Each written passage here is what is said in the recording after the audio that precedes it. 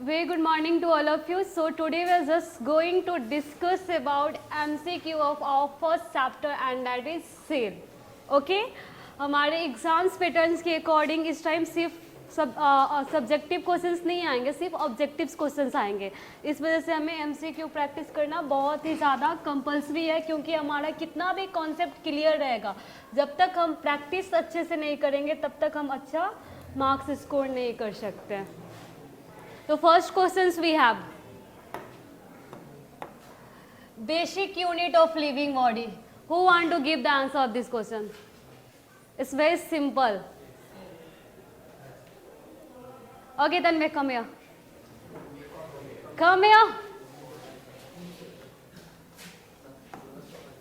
Basic जो हमारा ये चैप्टर का हेडिंग ही था, the fundamental and structural unit of our life, यही है ना इस चैप्टर का नाम. और वहीं पे हमने देखा था कि वो क्या होता है, सेल होता है.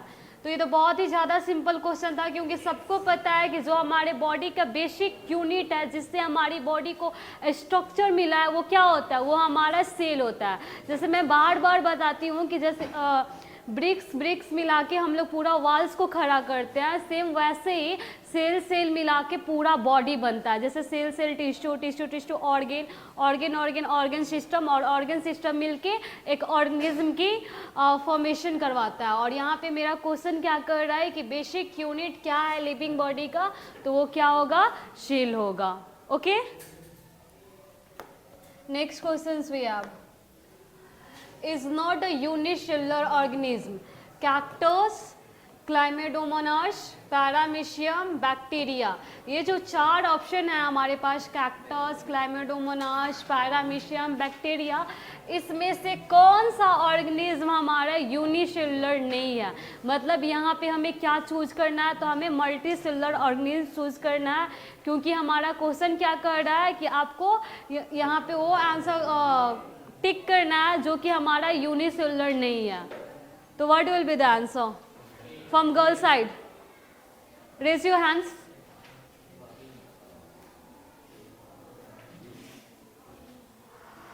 Okay Aryan come here.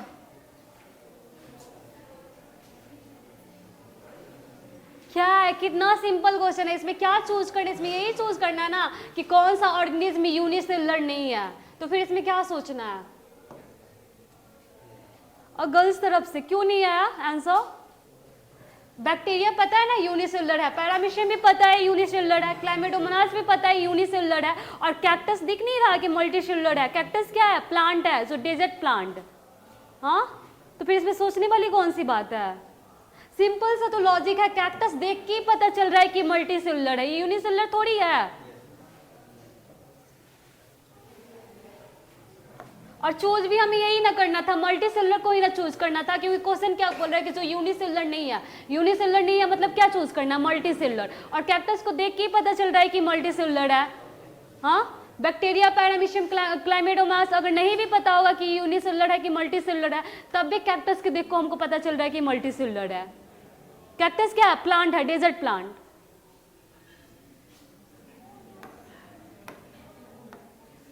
Next question is not a multicellular organism. इसमें क्या चूज करना है, जो हमारा मल्टीसेलुलर नहीं है, मतलब हमें यूनिसेलुलर ऑर्गेनिज्म चूज करना है. तो human, plant, amoeba, cactus. Amoeba, right.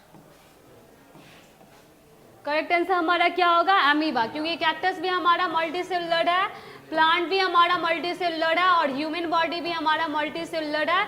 एक क्या बच रहा है यहाँ पे, एमीबा, जो कि हमारा यूनिसेलुलर है. दैट्स व्हाई और correct answer will be amoeba. Next question. Every multicellular organism has originated from human, single cell, bacteria, tissue. प्रत्येक जो मल्टीसेलुलर ऑर्गेनिज्म है उसकी ओरिजिनेशन कहाँ से होती है? ह्यूमन से, सिंगल सेल, बैक्टीरिया. जिससे पूछो वही आंसर देगा. Bacteria, tissue. Ayush absent. Okay, Hrithik Kamiya नहीं आया वो भी. आयुष ओए कमिया.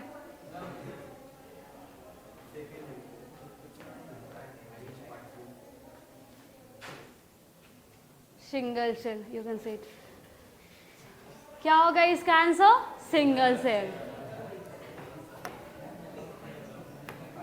नेक्स्ट क्वेश्चन, इस cell is not found in a human body. कौन सा सेल हमारा ह्यूमन बॉडी में, यहाँ पे एक और ऑप्शन छूट गया, वो हमारा क्या होगा? वो हमारा यहाँ पे नॉन ऑफ द अबव। इसमें से कौन सा सेल है जो कि हमारी ह्यूमन बॉडी में नहीं मिलता है? ब्लड, नर्व्स, फैट या नॉन ऑफ द अबव? क्या होगा answer? Non of the above, क्योंकि फैट वाला सेल भी मिलता है, नर्व भी मिलता है, ब्लड भी मिलता है, तो आंसर क्या होगा? None of the above. Next question we have, shape and size of the cells are depend on their, okay, you come here. मैं जिससे पूछूं वही आंसर करेगा। Okay, very good, you can say shape and size of the cells are depend on their function, क्योंकि हमने पढ़ा था कि हमारे बॉडीज में या फिर इस अर्थ पे बहुत सारे टाइप्स के सेल मिलते हैं, उनका शेप साइज वेरीज करता है, और वो शेप साइज किस पे डिपेंड करता है? तो वो हमारा फंक्शन पे डिपेंड करता है। जैसे कि अगर आप लोग नर्व सेल्स को देख रहे हो, तो नर्व सेल किस फॉर्म में मिलता है? इलोंगेटेड होता है ना, लॉन्ग होता है ना, तो उसका साइज क्यों लॉन्ग होता है? क्योंकि उसका वैसा काम है, उसको क्या करना है? उसको बहुत ही ज़्यादा डिस्टेंस में इंफॉर्मेशन को, इम्पल्सेस को कंडक्ट करना होता है, उस वजह से नर्व सेल कैसा होता है? पूरा एकदम लॉन्ग होता है। वैसे ही अगर हम आरबीसी को देखें तो वो हमारा बाइकॉन्केव शेप में मिलता है। तो वो बाइकॉन्केव शेप में क्यों मिलता है? क्योंकि उसको ब्लड वेसल्स के अंदर फ्लो करना होता है। अगर वो बाइकॉन्केव शेप में नहीं मिलता तो वो क्या हो सकता है? ब्लड वेसल में फंस सकता है। लेकिन बाइकॉन्केव शेप ऐसे नैरो हो जाता है तो इजिली क्या होता है? ब्लड वेसल्स में फ्लो कर सकता है।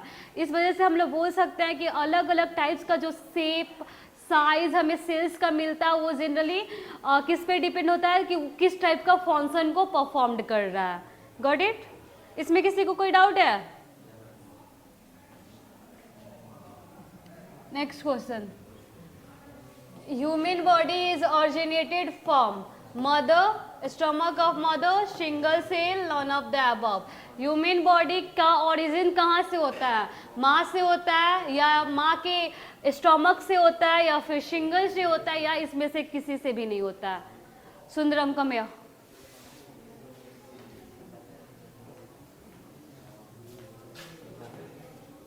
Single cell. ह्यूमन बॉडी की ओरिजिन कहाँ से होता है? सिंगल सेल, क्योंकि हमें पता है कि क्या होता है, जो मेल गैमेट्स और फीमेल गैमेट्स दोनों हमारा हैप्लॉइड फॉर्म में होता है, और जब वो फर्टिलाइज होता है तब जाके सिंगल सेल की फॉर्मेशन होती है, और उसे हम लोग क्या बोलते हैं? उसे ही हम लोग जाइगोट बोलते हैं। वही हमारा कंटिन्यूअस डिवाइड करता है एम्ब्रियो से फीटस, और फिर जाके बेबी का बर्थ होता है। तो हमारा ओरिजिन कहाँ से होता है? तो सिंगल सेल से होता है। और वो सिंगल सेल कहाँ से बनता है? तो मेल और फीमेल गैमेट जब दोनों एक दूसरे से फर्टिलाइज होते हैं तो। Got it? और उस सिंगल सेल को क्या बोलते हैं? तो उसको हम लोग जाइगोट बोलते हैं, जो कि डिप्लॉयड नेचर में होता है। Each cell has a certain special components within it known as a, each cell has a certain specific component within it known as a, ये क्या बोल रहा है कि हर सेल्स के पास कुछ एक स्पेसिफिक कंपोनेंट्स होता है। उस कंपोनेंट्स को हम लोग क्या बोलते हैं? सेल बॉडी बोलते हैं, साइटोप्लाज्म बोलते हैं, सेल ऑर्गेनिज्म बोलते हैं, या none of the above. Question क्या कर रहा है? क्वेश्चन ये कर रहा है कि हर सेल के पास कुछ स्पेसिफिक सेल कंटेंट होता है, और उस कंटेंट को हम लोग क्या बोलते हैं? गर्ल साइड से यार, क्वेश्चन बस इतना बोल रहा है कि सेल है, ठीक है, हर सेल के पास कुछ ना कुछ कंपोनेंट्स होता है, उस कंपोनेंट्स को हम लोग क्या बोलते हैं? हाँ, बस क्या बोलते हैं? रिया, you come here.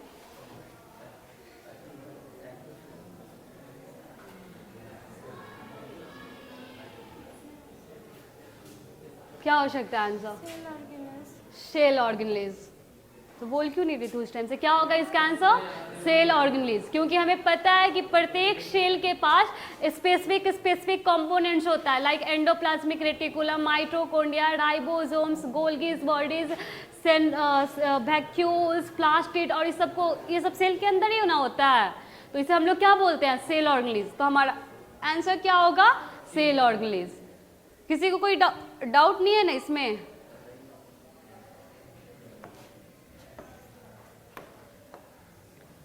Cell is seen under stethoscope, thermometer, microscope, none of the above. और राजदीप come here.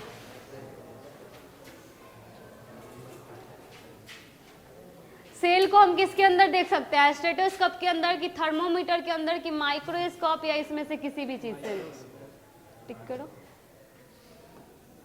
स्टेथोस्कोप किस चीज में यूज, यू कैन से, स्टेथोस्कोप किस चीज में यूज होता है? हार्ट बीट मेजर करने के लिए।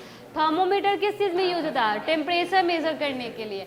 और माइक्रोस्कोप किस चीज के लिए यूज होता है? जिस चीज को हम लोग नेकेड आई से नहीं देख सकते हैं, जो बहुत ही ज्यादा टाइनी होता है, जिसे हम लोग खुले आंखों से नहीं देख सकते हैं, उसे ही देखने के लिए हम लोग क्या यूज करते हैं? माइक्रोस्कोप यूज करते हैं। तो यहाँ पे हमारा क्वेश्चन क्या बोल रहा है? हमें पता है कि सेल को हम लोग ऐसे तो देख नहीं सकते क्योंकि बहुत ही ज्यादा छोटा होता है। तो यहाँ पे हमारा आंसर क्या होगा? तो हमारा आंसर माइक्रोस्कोप होगा, क्योंकि माइक्रोस्कोप को यूज करके ही हम लोग टाइनी लिविंग ऑर्गेनिज्म या किसी भी चीज जो बहुत ही ज्यादा छोटा होता है उसे देख सकते हैं। Got it?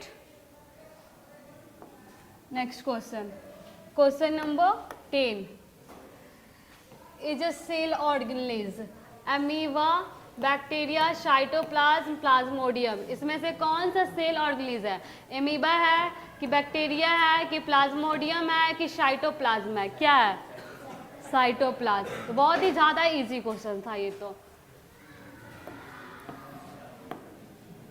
Next question, outermost covering of the cell that is separating the contents of the cell from the another external environment is cell envelope, cell cover, cell membrane, cell protector. क्या होगा? क्या होगा? outermost covering of the cell that separate the content of the cells from their external environment. क्या होगा? cell membrane.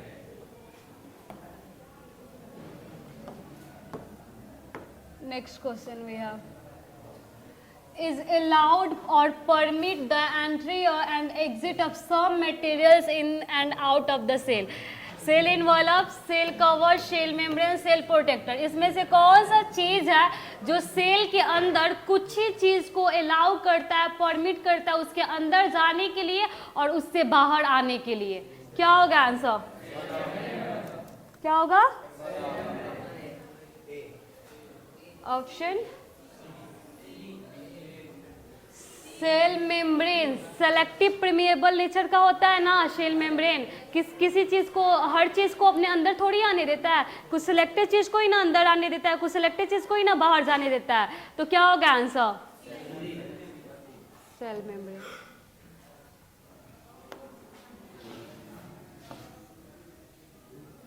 Next question is called selective permeable membrane. इसमें से कौन सा हमारा selective permeable? Cell envelope, cell cover, cell membrane, cell protector. क्या होगा? सारा आंसर क्या आ रहा है? Cell membrane.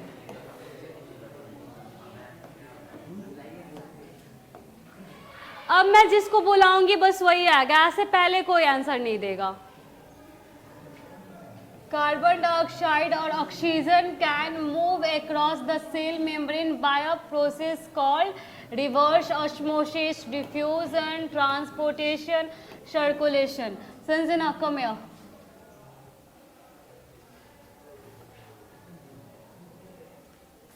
Choose the correct answer.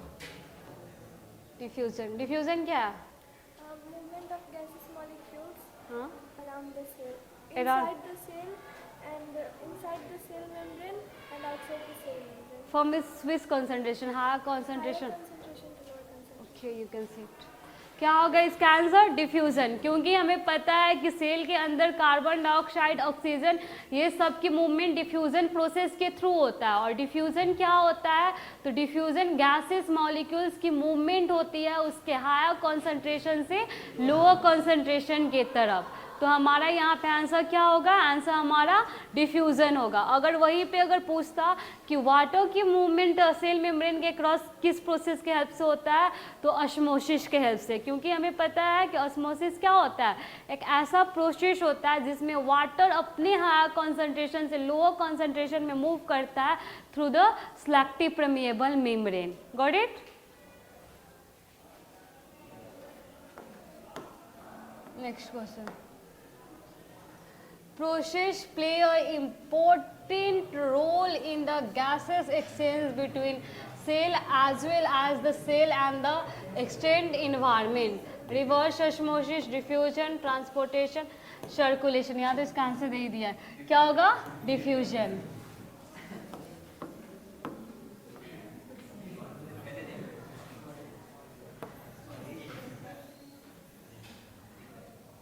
The movement of a water molecules through such a selective permeable membrane is called. The movement of a water molecules through a selective permeable membrane is called osmosis, diffusion, transportation, circulation.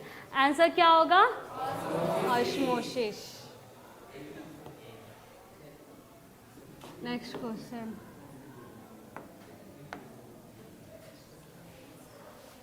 The cell is swell of by.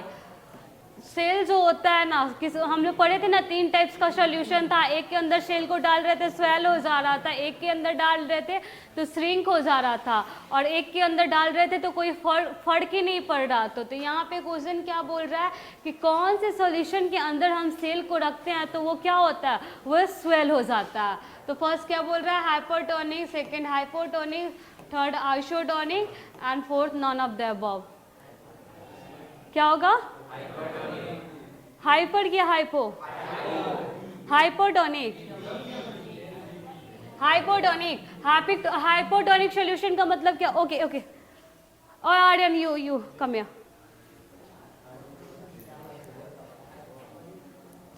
Hypotonic solution का मतलब क्या होता है? Hypotonic solution में जिसमें water का concentration ज़्यादा हो।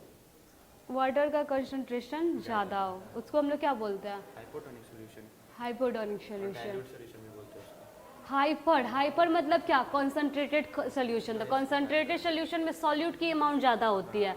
और हाइपो मतलब क्या?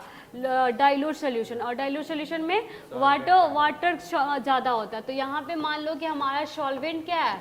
ज़्यादा है। तो जब हम सेल को क्या करेंगे, इस सोल्यूशन में डालेंगे तो वाटर क्या होगा? अपने हायर कॉन्सेंट्रेशन से लोअर कॉन्सेंट्रेशन से मूव करेगा, तो सेल के अंदर वाटर जाएगा तो सेल क्या होगा? स्वेल होगा। तो इस वजह से हमारा आंसर क्या होगा? Hypotonic solution. Got it? किसी को कोई डाउट है इसमें? Anyone have any doubt regarding this question from girl side? Okay, next question. When the medium is behaving like a hypertonic solution, जब मीडियम हमारा हाइपरटोनिक सॉल्यूशन की तरफ बिहेव, कोई नहीं बोलेगा, जिससे पूछूंगी बस वही, तब क्या होता है? सेल स्वेल होता है, या फिर सेल का साइज जैसे रहता है वैसे ही रहता है, या सेल वाला हमारा श्रिंक होता है, या सब कुछ होता है? तान्या कमिया।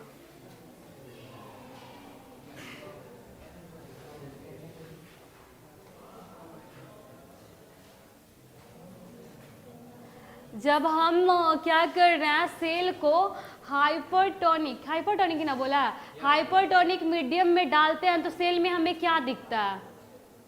सेल क्या होता है? श्रिंक होता है। क्यों होता है? क्योंकि हाइपरटोनिक मतलब कंसंट्रेटेड सॉल्यूशन। कंसंट्रेटेड सॉल्यूशन में सॉल्यूट ज़्यादा होता है, सॉल्वेंट कम होता है, वाटर कम होता है। ठीक है, तो वाटर हमारा सॉल्यूशन में कम होगा तो सेल के अंदर से वाटर आएगा सॉल्यूशन में, तो सेल के अंदर से जब वाटर आएगा तो क्या होगा? सेल श्रिंक ही ना होगा। तो आंसर क्या होगा हमारा? Cell will shrink. Okay,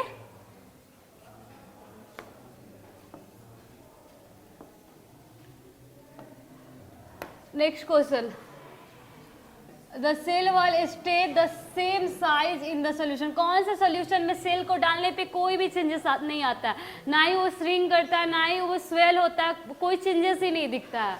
hypotonic में कि हाइपोटोनिक में कि आइसोटोनिक में, कौन से में? आइसोटोनिक। आंसर क्या होगा? Isotonic solution. आइसोटोनिक सॉल्यूशन में जब हम सेल को रखते हैं तो उसमें कोई चेंजेस नहीं आता है। Got it? नेक्स्ट क्वेश्चन क्या है? ये हमारा आज का लास्ट क्वेश्चन है। When the medium is behaving like a isotonic solution, जब मीडियम आइसोटोनिक सॉल्यूशन के जैसा बिहेव करता है तो क्या होता है? Cell is size retain as it is. जैसा सेल का साइज रहता है वैसे ही रहता है, उसमें कोई भी चेंजेस नहीं आता है। जब अगर आप हाइपोटोनिक में सेल को डालोगे तो सेल क्या होगा? स्वेल होगा, क्योंकि सेल सॉल्यूशन से सेल की तरफ मूव करेगा। और जब हाइपरटोनिक में डालोगे तो सेल श्रिंक करेगा, क्योंकि सेल के अंदर से वाटर सॉल्यूशन की तरफ मूव करेगा। और जब आप आइसोटोनिक के अंदर डालोगे तो कुछ भी चेंजेस नहीं आएगा, ना वाटर सेल के अंदर से मूव करेगा, ना सॉल्यूशन के अंदर सॉल्यूशन से सेल के अंदर जाएगा। Got it? अब इससे रिलेटेड किसी को कोई डाउट है? आज 20 क्वेश्चंस हम लोग अभी किए हैं। इस क्वेश्चंस में कहीं से भी किसी को कोई डाउट है? नहीं है? ओके, देन आज के लिए इतना ही। Thank you, have a nice day.